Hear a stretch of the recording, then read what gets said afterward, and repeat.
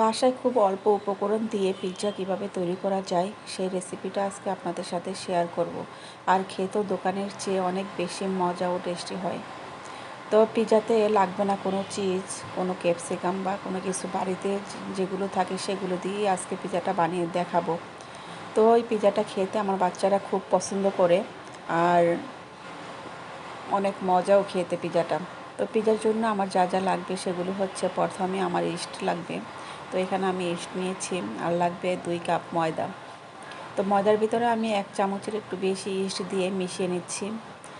আর দিয়ে দিব হচ্ছে 2 চামচ চিনি, সামান্য পরিমাণ লবণ, আর হচ্ছে তেল 2 চামচের মতো দিয়ে সবগুলো উপকরণ ভালোভাবে মিশিয়ে নেব ময়দার সাথে।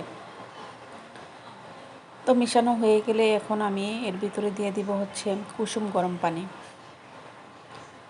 তো কুসুম গরম পানি দিয়ে এটাকে ভালোভাবে ময়ান করে নিতে হবে, যেমন ময়দার ডোটা সফট হয়। তো এভাবে আমি ময়ান করে নিচ্ছি। তো মাখানো হয়ে গেলে এখন আমি সেই ময়দাটার উপর আমি কিছু তেল দিয়ে এখন আমি ঢেকে রাখবো।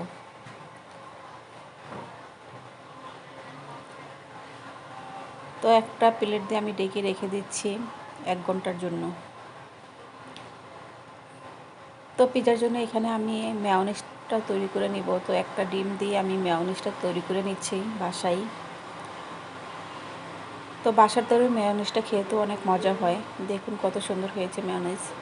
আর এদিকে আমার 1 ঘন্টা হয়ে গেছে, দেখেন ডোটা ফুলে দ্বিগুণ হয়ে গেছে। এখন আমি এটার ভিতর থেকে বাতাস বের করে একটু ময়ান করে নেব।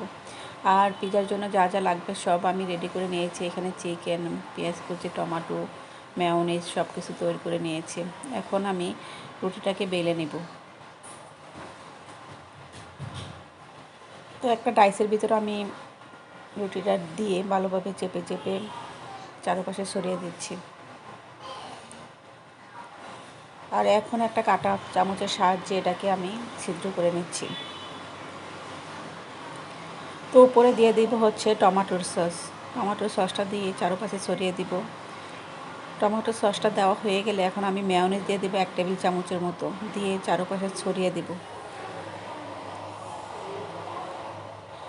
এখন আমি চারপাশে পেঁয়াজ, টমেটো, কাঁচামরিচ এগুলো ছড়িয়ে দিব। আর যে চিকেনটা আমি ভেজে রেখেছিলাম মশলা দিয়ে, সেটা আমি চারপাশে ছড়িয়ে দেব। এখন আমি কিছু পেঁয়াজ আর টমেটো দিয়ে ডেকোরেশন করে দিচ্ছি চারপাশে।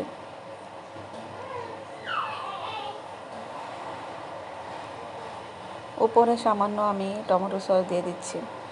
তো এখন আমার যে গ্যাস ওভেনটা আছে চুলায় বসিয়ে দিয়েছিলাম, এখন আমি তার ভিতরে আমি দিয়ে দিলাম পিৎজাটা। তো পিৎজাটা হতে বেশি সময় লাগে না, 10-15 মিনিটের ভিতরে হয়ে যায়। আর এদিকে আমি আরেকটা ডাইসের ভিতরে আমি আরেকটা পিৎজা বসিয়ে দিচ্ছি।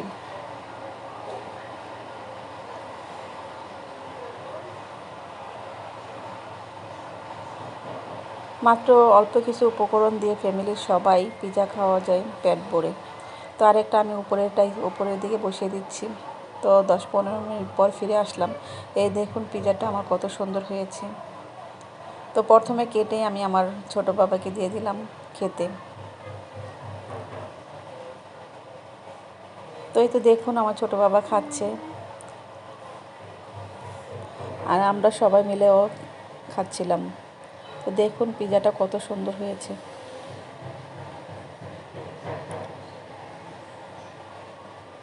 তো আপনারা জানাবেন যে পিৎজার রেসিপিটা কেমন হয়েছে, আর দেখতে কেমন হয়েছে। দেখতে যেমন সুন্দর, খেতেও তেমন মজা। তো সবাই ভালো থাকবেন। আল্লাহ হাফেজ।